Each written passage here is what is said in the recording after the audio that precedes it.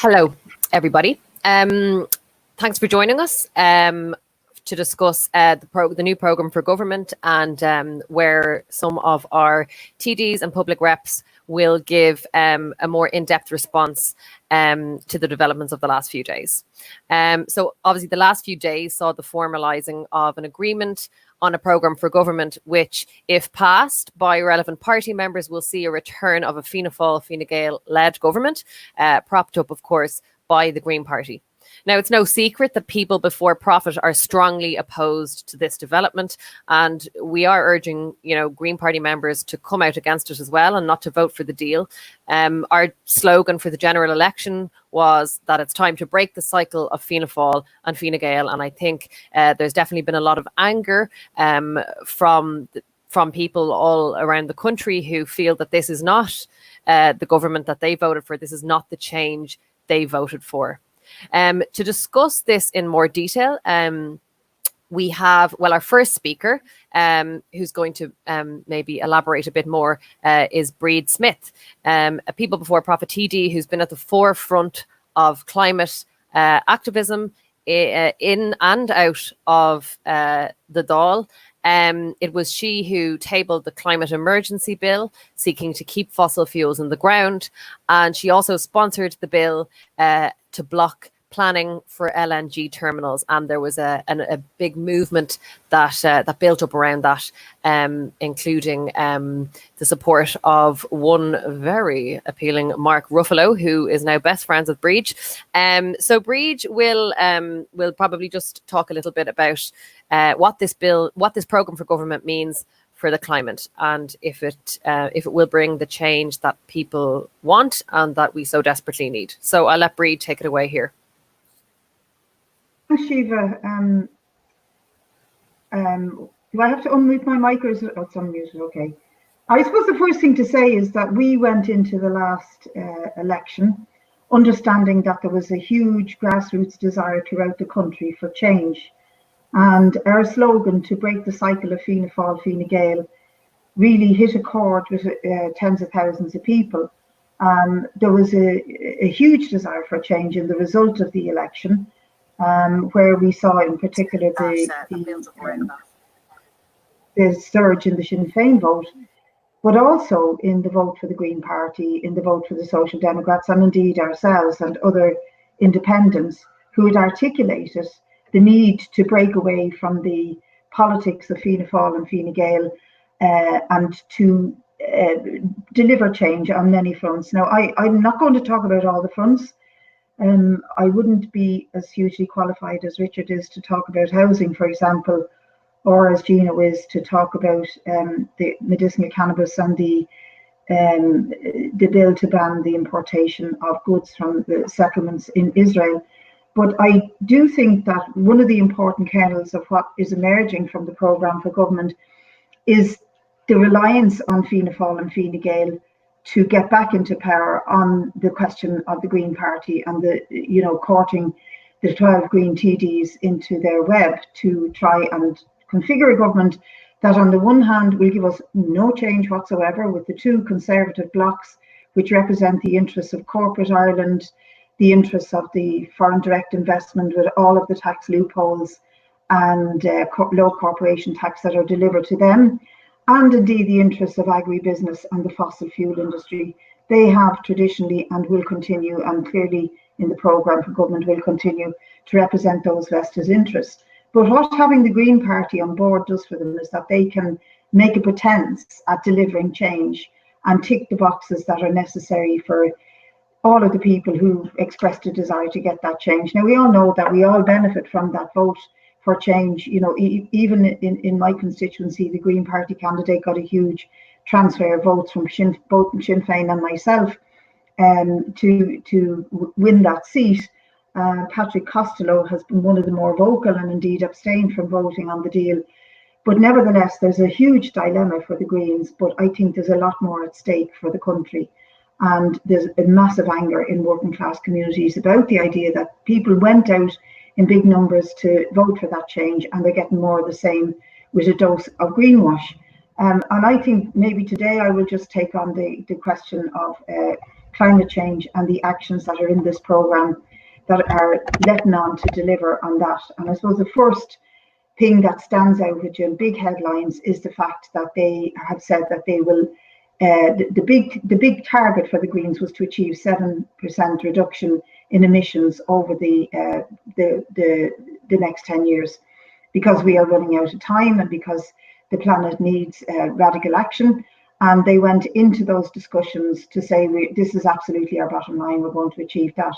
But what we've come out with in the programme for government is very interesting, because it does claim that they will achieve that over the 10 years, but at an average of 7% per year. And when you drill down deep and look at what the document is saying, it's saying that 10% reduction overall will not be achieved until we reach the second carbon budget. And the carbon budget is a mechanism that was set up to monitor how we're dealing with climate change in all departments.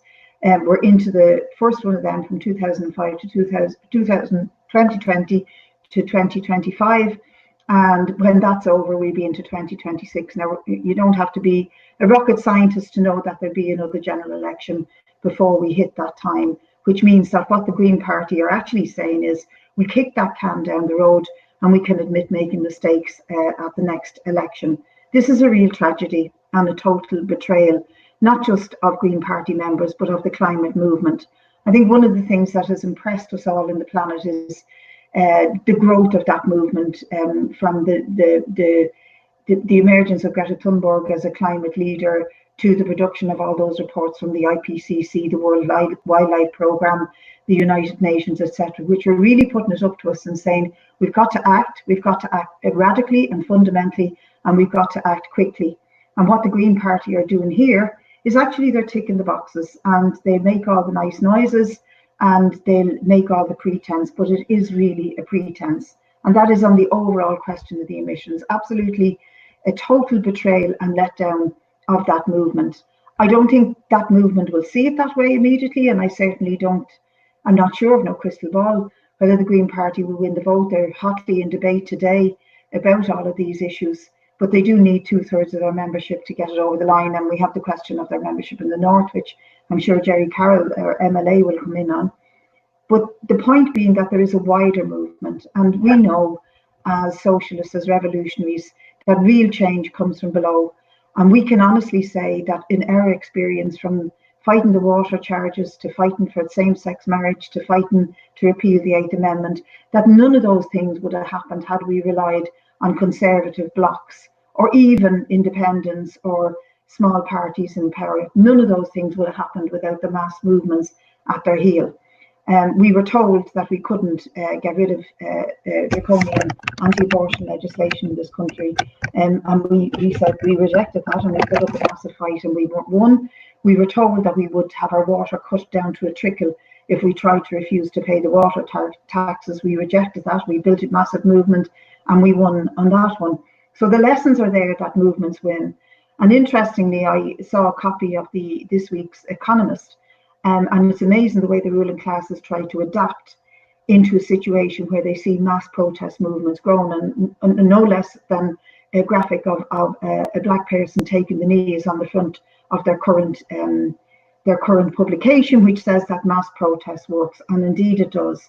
When you see the ruling classes having to accept that, then you know you're onto a winner. Of course, they will try to adapt it and commercialize it for their own interests, the same as they're doing with the climate movement. Any advertisement you'd see on the television now for a car or a food product or whatever, it's all wrapped up in green rhetoric. And nevertheless, it doesn't actually deal with the problem. So on a huge number of fronts, and I'll go through a number of them quickly, but the first one I want to address is the question of the ending of fossil fuel extraction, because this is a commitment in the programme for government that the Greens insisted on. Now, when you actually look at it, and we knew this when we were fighting for the bill, the question of ending oil extraction was a commitment already given by Leo Varadkar in the latter days before the programme for government was being discussed, in the latter days of his last tenure as the last tenure of the Dáil. He had hinted at it. He had said that they're looking at banning oil exploration, but not gas. And now this is reiterated in the programme. But what it doesn't deal with is the existing licenses, and there are dozens of them out there, and many of those licenses are good to go until 2034, which is a real shock and a shame to those in the movement who joined with us. And let's be honest, we helped to build that mass movement on the streets that demanded the call for keep it in the ground, that it put out the slogan system change, not climate change. And we were part of that. We worked alongside green activists, we worked alongside school students, and we worked alongside all of the campaigns, both in the south and in the west and in the north of the country, that were fighting the importation of liquefied natural gas. Which brings me on to that one, which is that they have said that there will be no importation of fracked gas. Now, clearly the question of fracked gas was a big moral and political question in the campaign against the LNGs because of the nature of fracked gas, and the reference to Mark Ruffalo stems from that, where there's campaigners in North America, some of whom visited us here to be part of the campaign, fighting alongside the people who are victims of areas where gas is being fracked. But there are other forms of liquefied natural gas, and they come in many gas compressed forms, but they have not been banned. And actually, the only thing that has happened is that the Shannon project, the project to build a liquefied natural gas terminal in the Shannon estuary, they've made a commitment to remove it from the PCI, which is the projects of common interest in the European Union. But nothing else has happened in terms of banning the production of liquefied natural gas. So on both of those counts, this is a massive betrayal to the movement. And I think any self-respecting Green Party member really has to think very long and hard about those commitments. I understand that they feel there's a rush, that we need to do this within the next 10 years. But believe me, this that they want to do will not happen in conjunction with Fianna Fáil and Fine Gael. So it won't cut the 7%. It won't cut the emissions by 7% over the lifetime of this government. In fact, it is parking it until the next. It doesn't deal with oil exploration of the existing licenses, and it doesn't put a stop to the importation of liquefied natural gas per se. In fact, in the Cork Harbour, the project is very advanced, where they're talking to semi-state companies like Gas Networks and the ESB, and the Port of Cork company itself is already in discussions with a company from America to advance the project of an LNG terminal, floating terminal in Cork. The other issue is how it has not dealt with at all the question of the national herd, and it's very interesting to listen to the Minister, Michael Creed, explain this.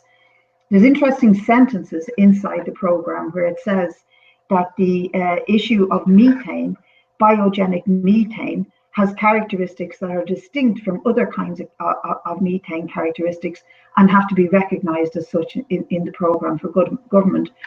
When you translate that, what it's really saying is, you are not going to get away with touching the national herd. We're not going to cut it, and it doesn't even commit to not growing it further. Our national herd has grown hugely in the last 10 to 15 years because of the push to grow the cattle and to export them to places as far away as China and the Middle East. And that export market is hugely important to them. Now, this is not to deny that there is an agricultural industry and a cohort of farmers out there who rely on cattle as their livelihood. But the point here is that those same farmers who rely on it as their livelihood been outside the gates of the Dáil on and off practically for the last year, protesting that their lives are being immiserated. They're living in Povertysville because they're not getting the price for the cattle that they deserve. But instead, all of the profits and prices are being dictated by a handful of agribusiness giants like Larry Goodman, who are making billions from the industry, billions from the growth of our herd, and billions from the destruction of our atmosphere. And it's complete nonsense. I mean, as Kevin Anderson said, you can fool yourselves, but you can't fool nature and you can't fool science. Kevin Anderson is a well-known climate scientist, and he could say that very clearly to Minister Creed, because to say that the methane that the cows produce doesn't last that long in the atmosphere is no consolation to the battle against climate change, because methane is 84 times more potent in trapping heat than CO2 is. And so this is a really strong statement that is put into the document to say that biogenic methane is not has a special place and isn't as harmful as other types of methane, and is clearly there to placate the agri-food industry and the global corporations who make billions from it. There's other worrying things about food production, and I won't take up our time to go into it here, but they are committing to ratcheting up the level of food production in the country. And you might say, well, that's great. We can have small farmers in greener areas making more cheese or developing more honeys and all the rest of it. But that is not what this plan is about. This plan is about a food plan that will go beyond the current one, which is to last to 2025. That's about ratcheting up the production of dairy, of beef, and indeed of some grains that we also export. It is not about developing a localized, sustainable food production, or indeed about the sustainability of rural communities or the family farm. It's quite the opposite. The other thing that I think probably needs mentioning is the growth of data centres. Data centres are disgraceful waste of water and of power. They use 30% of all electricity produced. So if on the one hand the programme for government is saying we're going to move to creating renewable energy on a massive scale, offshore renewable energy, etc., that is welcome. But the problem is that 30% of that is then committed to further developing data centres that, up until 2030, there's something like another 10 of them that have been promised in the country. And this has been driven specifically by the corporations like Google, like Amazon, etc., who are known globally for their tax injustice, not just in this country, but right throughout the planet. The foreign and direct investment needs of big business are being placated here. It's totally unsustainable. And not only do they use a huge amount of our power, they also use an inordinate amount of our water supply. So our natural resources, as we harvest them, are going to be, if you like, given away in a sort of an act of slavery to these huge corporate big business needs. And they provide very few jobs. There are very, very few jobs. Once they're built and up and running, there's no sustainable jobs worth talking about in those data centres. And then there's the question of the privatisation of our renewals, which is kind of connected to it. You see, once upon a time, and I know Gino and Richard and maybe Gerry was there as well, we traipsed the roads of North Mayo to support the people in Rossport to stop the sell-off of our gas and oil, which was happening throughout the country on a grand scale. There was a deal done in the early 90s to facilitate the sell-off of our natural resources. We now move away from exploiting those natural resources because of the fossil fuel industry and the dangers it presents to climate change. And we need to move into exploiting our natural resources in the form of offshore wind and solar power. But who is going to do this? It is going to be the private sector. And this is a terrible crime against this country. We need a sustainable, state-led, state-invested industry that will provide decent, pensionable, well-paid jobs to a whole cohort of people, particularly on the West Coast and across rural Ireland. But instead, there is no plan inside this programme to do other than to privatise this, whether it's in the deep waters of the Atlantic or off the coast on the Irish Sea. Here is a betrayal not just to the climate movement, but to the entire population of the country. But just as they sold off our gas and oil, they're now selling off our most valuable resources, which are wind, solar power, and water, and the energy that could be used to tap into a huge potential. Other smaller things, which probably not so much smaller, they are all very, very important. But the same is true of a retrofitting programme that they have announced. No conception of creating a state-led company to deliver this retrofitting programme. And if we look at the legacy of both Fianna Fáil and Fine Gael in how they have delivered important natural infrastructure like broadband, like the National Children's Hospital, it's been a total disaster. It's been hived off to vested interests to compete with each other in an outsourcing scam that both fills the coffers of companies like KPMG and Deloitte and all of the companies that advise us, and we pay them loads of money for their advice. But then you have this competitive process which ends up being hugely expensive for the state. Instead of building state-led companies that invest in these issues, and retrofitting is one of those that could be done to a high standard under a state-led company. In the 1930s, this state, when it had nothing, built the electricity supply board, which then turned on the lights everywhere and did it with speed and did it with efficiency. And in fact, up until they privatized the ESB, we had the cheapest electricity for domestic use across Europe. That's beginning to change because of privatization. So there's a range of promises that are made in this program that we really have to question. It sounds nice. They tick the boxes about biodiversities and cruelty to animals. They don't even ban hair coursing. They don't get rid of the greyhound industry, stuff that was really very important to Green Party members. And then there's a huge more of the social justice issues that I think the other deputies will talk about.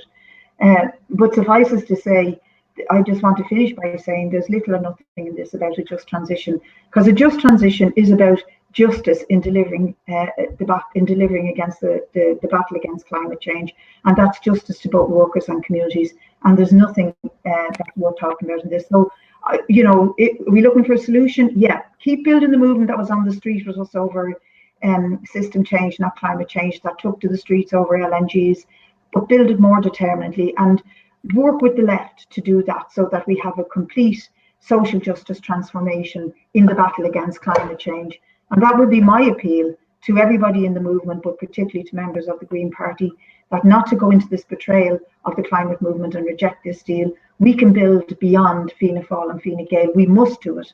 We owe it to the people who voted for us and who voted for the Greens and who voted for that change, to build beyond the two stale old pro-capitalist parties that have ruined this state and ruined all our public services. Thank you, Bríd, for that.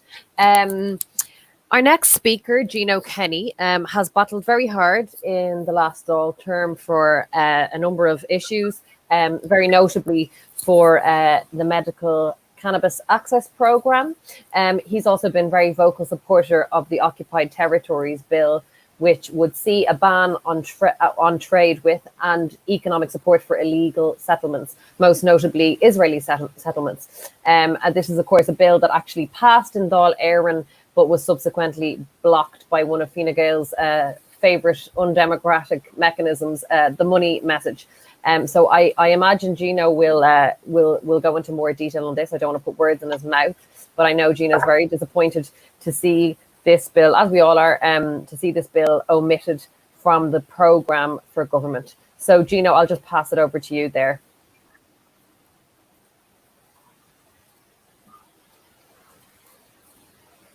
Gino? Okay, so Gino is not here right now. I'm sure he'll be back. So I think then we might actually go to Gerry Carroll, who is an MLA in West Belfast, and he's here to provide a very valuable perspective from the north on what's the future for this government and of the country. Over to you, Gerry. Thanks, Shiva. Just checking you can hear me okay. Yeah, all good. Mm-hmm. Yep, good stuff. Thanks, and it's a really it's a privilege and an honour to be here. I think obviously this programme for government shows one of the many flaws in relation to the Fine Gael approach to politics. Most people, most commentators that have read and that have said that have given a view on this programme for government seem to suggest that the Fine Gael imprint is all over this, and it wouldn't be hard to see why that's the case. And a lot of people in the north, including myself, are always struck that Fine Gael occasionally tends to be once a year, once every few months, seem to have a newfound concern about poverty or deprivation when talking about the north generally, or West Belfast in particular. And of course, obviously, people will often see through that in terms of maybe people watching this debate. People will see that Fine Gael don't give a damn about poverty levels or deprivation in Ballyfermot, never mind Ballymurphy or Ballysillin in Belfast, and they only tend to refer to the issue of poverty and deprivation in the north as a pretty sort of blatant and opportunistic way to attack Sinn Féin in particular. And I think there are fundamental questions that the executive in Stormont has to answer for, both historically and today, in terms of child poverty increased, child poverty levels, increased inequality, welfare reform, and a range of other issues. But faced with a chance to say something concrete or do something concrete about this, we see absolutely nothing from Fine Gael or even Fianna Fáil, who are obviously backing this programme and have their print on it with the first Taoiseach rotation as well. There's nothing in this agreement, this programme, to reverse a decades-long lack of investment in the north and in public services in West Belfast, my constituency, and right across the north. And much like there are no, as Bríd said, no binding plans or no cast iron commitments to tackle climate change in this term. When it comes to the issue of partition and a divided island, in a situation where throughout a health pandemic, we're seeing the folly and the shotgun approach of having two different health approaches on a small island, north and south. And all the programme is offering is, I quote, to work towards a consensus around a shared island. I mean, what that means is anybody's guess. But you have a situation still in the north where we're still dictated a large part by London. I mean, obviously the sort of reckless approach the Tories are taking around Brexit and the border. Also, still where the default position in the north around coronavirus seems to be following London.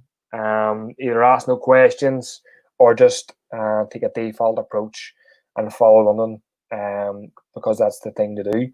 So nothing in detail about that. Nothing in detail about plans for a border poll.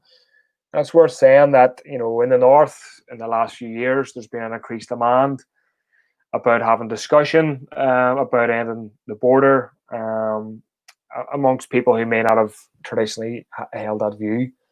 And there's nothing really in this programme to mention that, to give credence to that, or to recognise that there's major constitutional shift in people's heads in the north. So same old for the most part in regards to partition, having a divided island and all that. That doesn't recognise the change that's happened for a lot of people.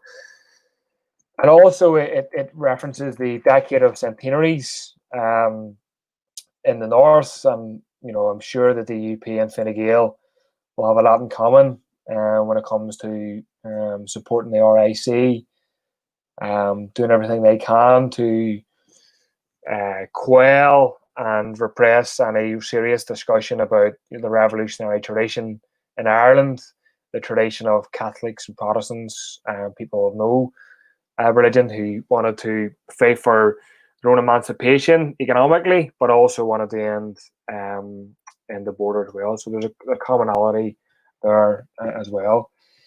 The programme as well calls for the full, gives its backing rather, for the full implementation of the new decade, new approach agreement. Just to remind people, it seems like a long time ago now, obviously, but this was the agreement signed up by the big parties in the north in January. And there's many flaws with that agreement. I mean, at the time, because Stormont was down for 3 years, it was kind of lauded as a wonderful agreement, but when you dig deep, there's serious problems with it. Even now, there's not many people who are singing and dancing about that agreement. And just to give a few illustrations of the problem with that agreement that the Programme for Government will now endorse, despite campaigning for years for an Irish Language Act, the New Decade New Approach Agreement refused to endorse the implementation of a Irish Language Act. It promised wonderful things around public services in the north and the health service in particular, but crucially there was no extra funding guaranteed. And you have a situation where, when it comes to the budget in the north, you're having a bit of a standoff, where the executive are now saying, we wanted to do all these things, we wanted to implement X, Y, and Z and support increased funding for our services, but the Tories and the British government aren't following through on their commitments. But they emphasise there was no cast iron financial commitments in this agreement, but yet the DUP and Sinn Féin signed up to it. And the reason being, because they were fearful of losing, as one report suggested at the time, a third of their assembly seats because they were out of government. And workers' rights, there's obviously nothing in this document about workers' rights at all, in the north or the south. And as somebody said to me there recently, you can't have a just transition without workers' rights. And this programme for government does nothing to address workers' rights. And I mean, obviously, Bríd went through in detail the fact that there's no cast iron commitments around climate change, agreements to reduce emissions for the first Dáil term, but also this programme for government backs up Stormont's obsession with building more and more roads. It references the A5 and I think other road building programmes, but this programme for government says nothing about increased cycling facilities in the north and West Belfast, or improving public transport infrastructure across the north. So it's pretty much the same old. And I think around the issue of intervention in the economy, I mean, every single economist is predicting serious economic catastrophe as a result of, the necessity to implement lockdown and the continuation of capitalist economics at the end of this crisis. So there's nothing about increasing the state's role in a serious way in the economy, and nothing really in terms of the measures required to support people financially is really detailed or mentioned in this programme for government. It seems to be more of the same old, but with a slight green gloss on it. And I fear, and I think Bríd obviously indicated as well, that the green will be swallowed up by two fundamentally right-wing parties. It doesn't represent the change that people voted for in the south. When I was canvassing for our TDs in the last election, people were furious with the two right-wing parties, and this programme for government obviously allows them back in and cements their position. Worth saying for people, an ex-councillor for the Green Party, John Barrett, has came out against the deal, urging Green Party members in the north to vote against it. Beyond that, I haven't seen anything more from the Green Party reps in the north. They might have said something, but I haven't seen it. And I hope that the Greens in the north would vote against this deal, because it would set back radical politics across the island. Like I said, no cast iron commitments to reduce carbon emissions, and nothing about tackling corporate power, Google or Facebook, in terms of their financial wealth, but also their emissions. So I think there are a lot of bad things about this programme for government, and I hope that it is rejected by the Greens, at least hopefully today. I'll leave it there. Thanks. Thank you very much, Gerry. Very insightful. Now we are still. Oh, I think we do have Gino Kenny. Do we? Or do we have? No. Oh, we do have Gino Kenny. Okay. Very good. So I already introduced you, Gino, and then you disappeared. So maybe I don't need to do it again. Just suffice to say that you have been fighting very hard, obviously, on a number of bills, including the Occupied Territories Bill, which obviously is devastating for, obviously the Palestinian people and all supporters of Palestine to see what has so cynically been done to the bill. So obviously you're going to talk about whatever you want to talk about. So just go for it.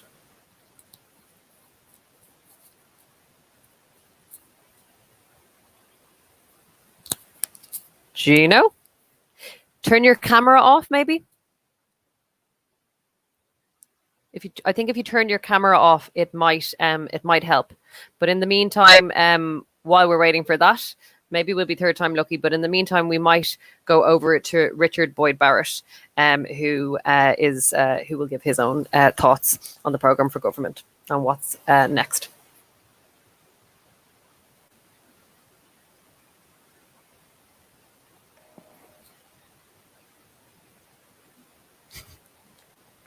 You're asking me to come in now, Shiva, are you? Yeah, if that's okay. Yeah, just while we get Gino, try to get his sound fixed.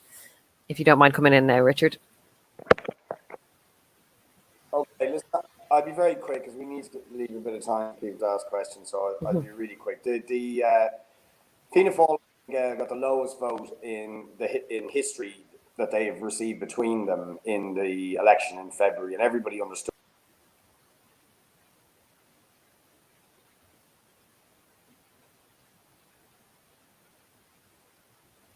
Can you still hear me? Yeah, you're back now. Sorry, yeah, the reception's not great here. I think that demand for change revolved around probably 4 or 5 key areas. Climate, which obviously Bríd has already talked about in detail. The housing crisis, the really disastrous housing crisis we face. The crisis in our public health system, even before the COVID-19 pandemic arrived. And the extortionate cost of living for working people, often suffering from low pay, insecure work, and then having to deal with a very, very high cost of living with unaffordable rents, unaffordable childcare, rising utility bills, and so on. So I think those were really, that demand to break the cycle of Fianna Fáil and Fine Gael revolved to a very large extent over demand to solve the housing crisis, to resolve the crisis in our public health system that left nearly 1 million people waiting for operations and people on trolleys every single day of the week, to solve the climate crisis and to give working people a real break. And this programme for government has delivered on absolutely none of that. As I said, Bríd has already touched on the climate stuff, so I won't go into that at all. But on housing, the proposals for social housing are exactly the same as the Rebuilding Ireland plan that has failed so badly to address the housing crisis. There is literally no change. There is a continued commitment to a thing called the Land Development Agency, which I think there is a very widespread view, certainly one we share, and I thought the Greens shared as well until this deal, that the Land Development Agency is a vehicle to privatise public land, to hand public land over for private development. The last thing we need, the exact opposite of what we need, and yet this programme for government recommits to the Land Development Agency, which is very alarming indeed, and is a recipe for a worsening housing crisis.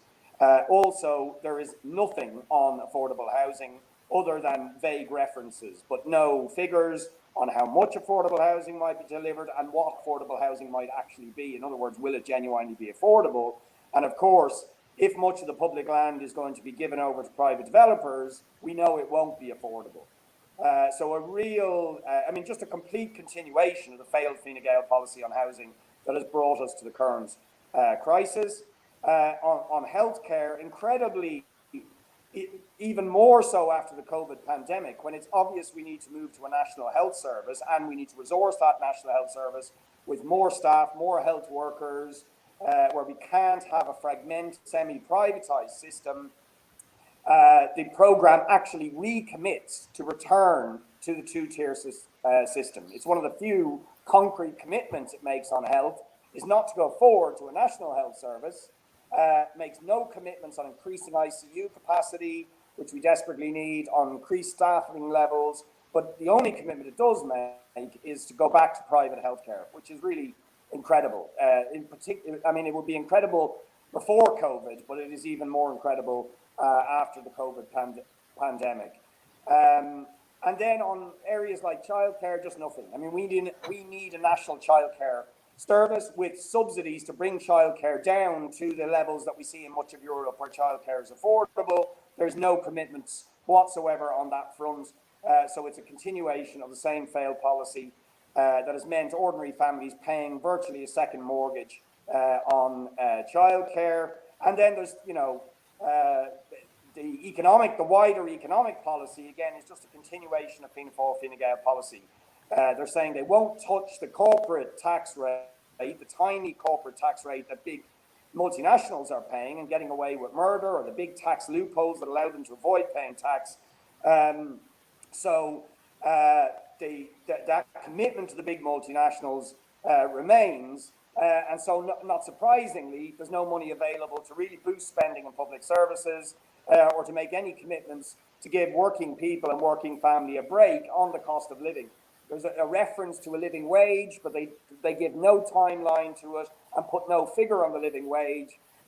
So it's just vague aspiration. And indeed, any of the vaguely positive things that are in it are there's nothing specific on what they're going to do. They just talk about examining them, reviewing them, looking at them.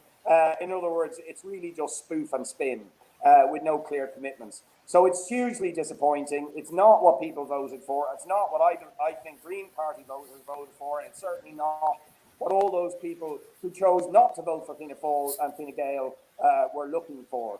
So, let's hope the Green membership reject this deal and see it for what it is. But I think either way, we have to be ready to battle on all of these issues. And we do, and I'll conclude on this point, need to recognise that even if we do get a return to the same failed policies of Fianna Fáil and Fine Gael propped up tragically by the Greens, which I think will be a big mistake even from their own political point of view, it doesn't mean we can't fight in the here and now on those things. And indeed, we must. We must continue to fight for the radical climate action. We must continue to fight for the social and affordable housing. We must commence now really in earnest the fight to get a national health service in the aftermath of COVID. We must fight to get affordable childcare and to give working families a decent break. And as has already been said by Bríd and others, these things were achieved sometimes when there was mass movements of people power around things like water charges, around things like marriage equality, around things like I've lost my point, but the equality referendum and so on, and repeal the 8, importantly repeal the 8.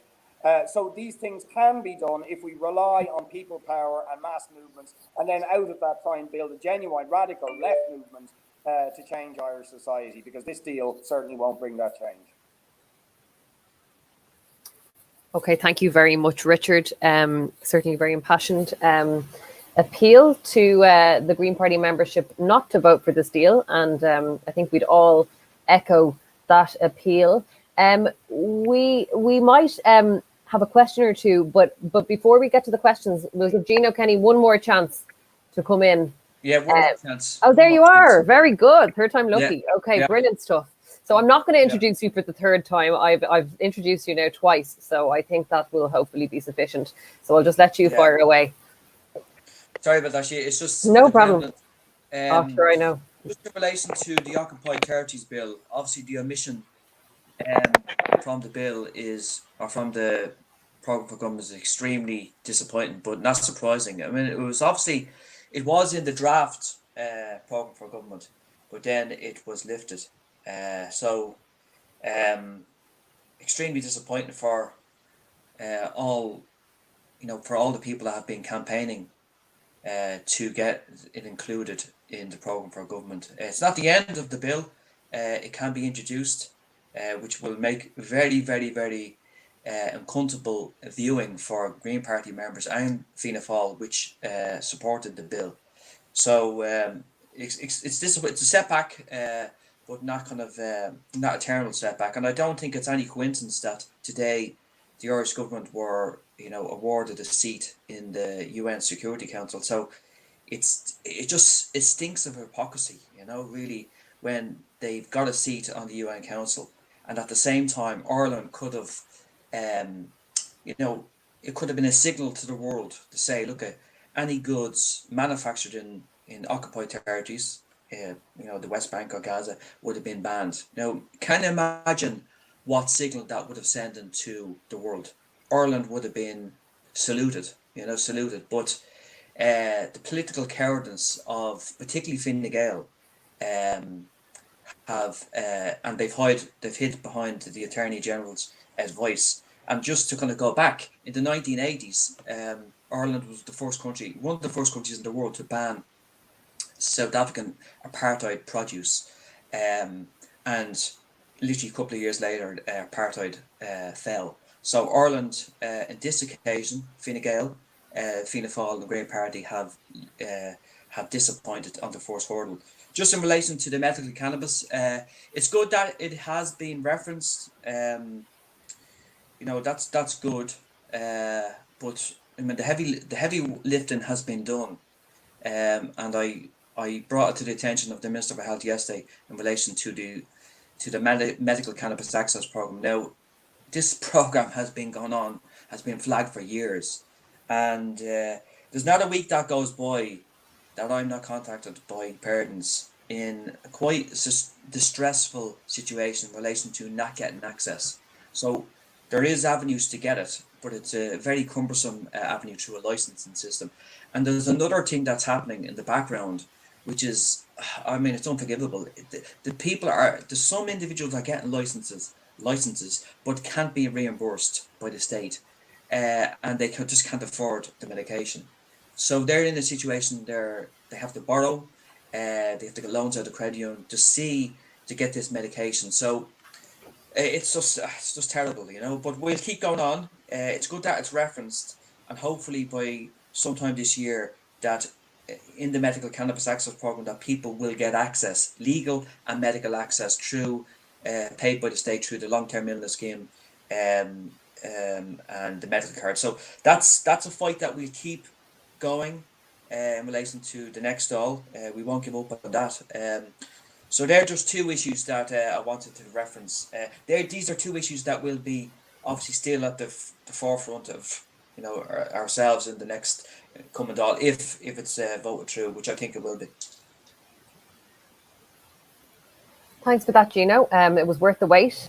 So before we just get on to maybe a question or two, just to say, that it on a positive note, there are members of the Green Party, a lot of younger members who have come out publicly against this deal, and that is very heartening to see. And these people are clearly very genuine, and they really, really want change, along with ourselves and so many others.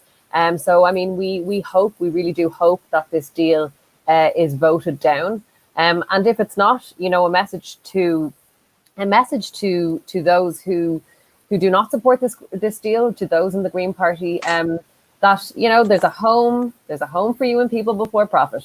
We would be delighted to have brilliant fighters like yourselves fighting alongside us. Demoralization would be the worst outcome, because there are great activists in the Green Party, and a lot of those people see this deal for what it is, which is basically not worth the paper it's written on. So an appeal to you all, to keep fighting, and to bring the fight out onto the streets if the worst case scenario happens and the deal does pass.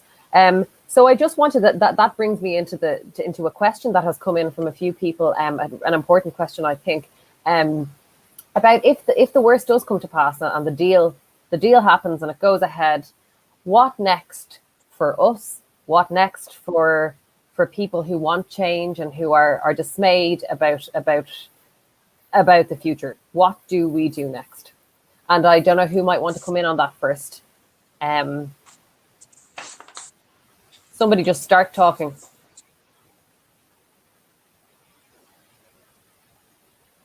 Yeah. Right. Well, I mean, I'll come in just briefly because I know I talked too long the last time. But like I said, the real change comes from below, and we have been to the fore in building very significant movements in this country. We're not a massive party, we're a small representation in the Dáil, but vocal and very important representation in the Dáil and in our councils around the country. And indeed, having Gerry in Stormont is hugely important, and our councillors in the north. So But putting the political representation aside, building a movement is not just about the corridors of power. It is about the communities, the workplaces, the streets. And I think we have lots of experience and ideas and passion for doing likewise. And there's the myriad of issues. We've gone through them: housing, health, climate, workers' rights, and they're sort of coming at us all the time now during COVID. It's much more difficult to do anything, to build anything in this period. But once things settle down to whatever government comes in next, and the ability to be able to mobilise and to gather together, and even now with the rules of social distancing, I think we have to begin to talk to others beyond our own ranks again, and talk about reigniting a movement for the change, the real change that people voted for. Thanks very much, Bríd. I imagine a few of you might want to just get a word in here. So, Gerry, you might want to. I think we need resistance, and it's hard to predict, obviously, where that's going to emerge nationally. But I think resistance is the key to changing life in the north and in the south. And we obviously have seen a global movement in relation to the Black Lives Matter campaign, where you're seeing changes that we were told were impossible. People have tried for 40, 50 years to implement maybe some of the changes in terms of through the official structures of the state in America in particular. And you saw in a matter of weeks, the movement on the street has brought massive change. And even, you see, I was watching the return to the Premier League last night, and the quite remarkable scenes where you have Premier League football players with Black Lives Matter on the back of the shirts, players taking the knee in line with Colin Kaepernick. I mean, the reason why that's happening is not because of even the Labour Party or any other parliamentary manoeuvre or motion. It's because there's a mass movement globally and in Britain as well. So I think we need to look towards movements like that and put pressure from day one. Obviously, abiding by social distancing and all that, but pressure from day one on this government if it is indeed formed. Thanks, Gerry. And just to say, people are actually commenting that they are already there are already plans to protest. It seems that there's a real anger, a grassroots anger emerging here. And I know that people are planning a protest on the 29th of June. We don't know much about it, but it does seem that there's a lot of anger here. And I've no doubt that we will see protests in the coming period. And I think it's more clear than ever that whilst the Parliament is going one way, it seems that struggle and protest movements are growing on the streets, and we have to be there, and we will be there. Richard, would you want to maybe say a few words on what's next? Sure. I didn't hear everything that was said because the reception here is pretty awful. I hope you can hear me properly, but it's difficult to hear you. But just to say, look, I mean, there's a sort of conventional wisdom about politics, which is it's all about things, and you're better off getting into government at whatever price. And I think we've just witnessed the latest and maybe one of the most dramatic examples of conventional wisdom is mistaken. We have achieved far more in recent years through social movements and people power than we have ever achieved by compromising our principles and going in with the political establishment just for the sake of being in government. And these points have already been made, I know, by other speakers. It was not Parliament that led the fight appeal. It was not Parliament that led the fight for marriage equality. It was not Parliament that defeated water charges. And in fact, I can't really think of any change, even if you take a small victory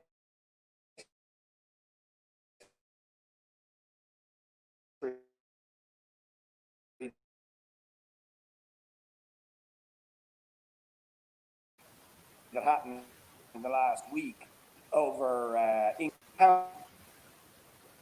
And yes, can play a part. People power movements is the people power is the key. It's not just getting into office for the sake of it. In fact, that is the road to ruin. So yes, you know, people before profit take elections seriously. We stand in elections, but we use elections as and getting elected as an opportunity to try and promote, build, encourage, and support grassroots movements. And that's how we'll get the radical climate action. That's how we'll get the social and affordable housing. That's how we'll get, you know, think about the big 50,000 people who took to the streets on childcare just before the COVID pandemic broke out. It is that kind of grassroots mass mobilization that will bring the change. And that's what People Before Profit is about. And I think the programme government just shows if you don't have this focus, you very, very quickly lose your way. Thank you very much, Richard. Gino, I know it's not long since you've spoken, but you might want to also get in on that question of what do we have to do next?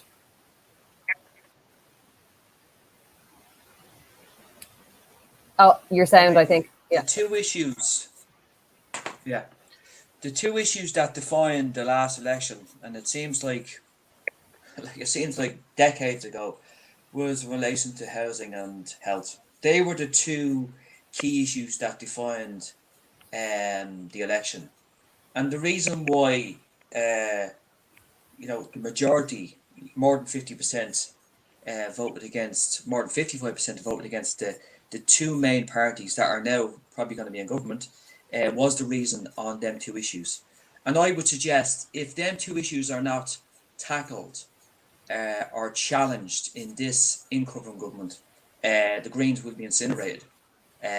Because what will become of the Greens, what could happen happened in 2011, and then in 2007, and then 2011 with the Labour Party. I mean, the Labour Party from 2011 to 2016 essentially became apologists for Fine Gael policy.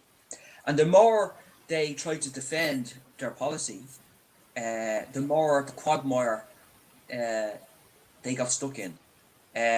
Will that happen to the Green Party? The history says that it will.